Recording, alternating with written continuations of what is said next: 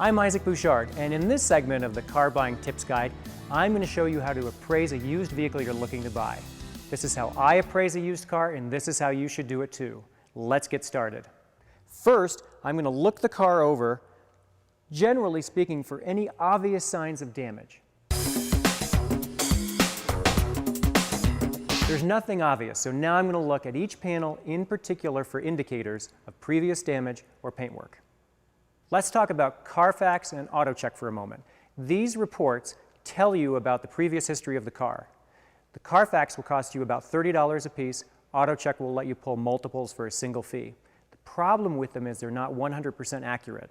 In my experience, about 30% of the time they misreport accident damage, either saying a car has it or saying a car doesn't have it when it does. So it's important that you do the same type of appraisal as a dealer does.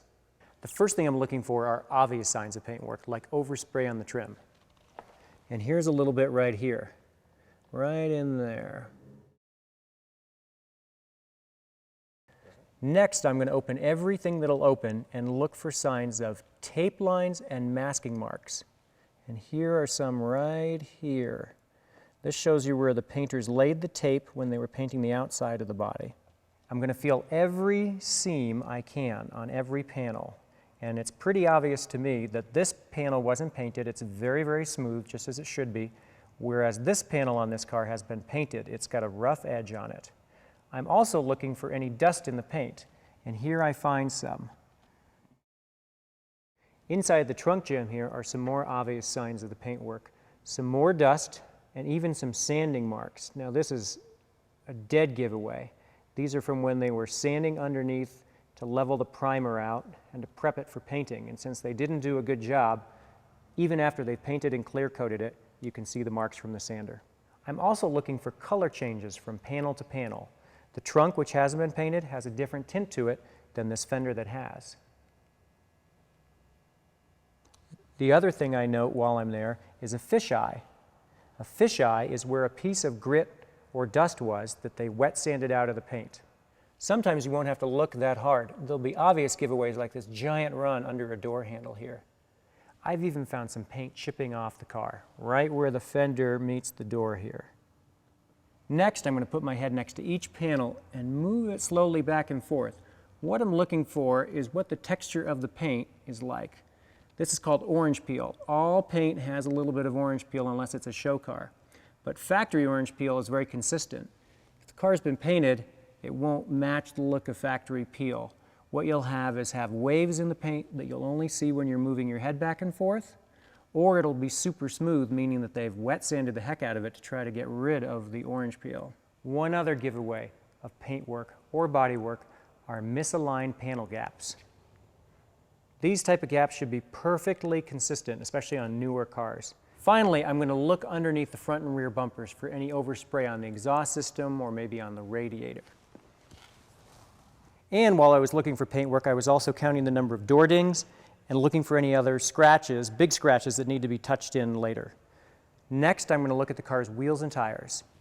Tire-wise, what I'm looking for is how much wear there is and how even is the wear. So I have a depth meter gauge here, and I can look at how many 30 seconds of tread there are. New tires have somewhere between 8 and 12 30 seconds. When they get down to 2 to 3 30 seconds, the tires are dead.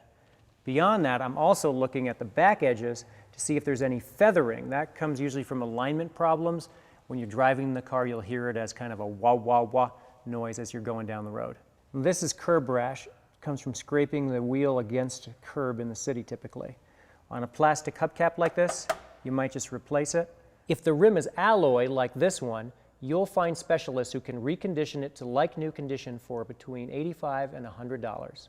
All these items go into my mental calculations of things I can use to reduce the amount I'm going to pay for this car. And I go into this in a lot more detail in the Car Buying Tips Guide. I don't want to forget to check the spare tire. What I'm looking for. Is it actually there? Does it have air in it? Are all the tools you need to change a tire placed in the trunk where they should be? And finally, if it's got a full-size spare, does it have all the tread on it should, or has somebody taken it off and replaced one of the worn tires with it? Now we'll go under the hood. Mechanical maladies aren't as easy to spot as they used to be. Modern cars are so well built. We're going to look, though, for some seepage around the gaskets We're going to look also at the battery terminals. We want to see, are they corroded or did somebody spray some oil on there to keep them in good shape? Most of the mechanical issues we're going to address, we're going to find out about on the test drive, and we're going to ascertain, has the car been well maintained by checking its records of mechanical service. But a little look under the hood never hurts anything.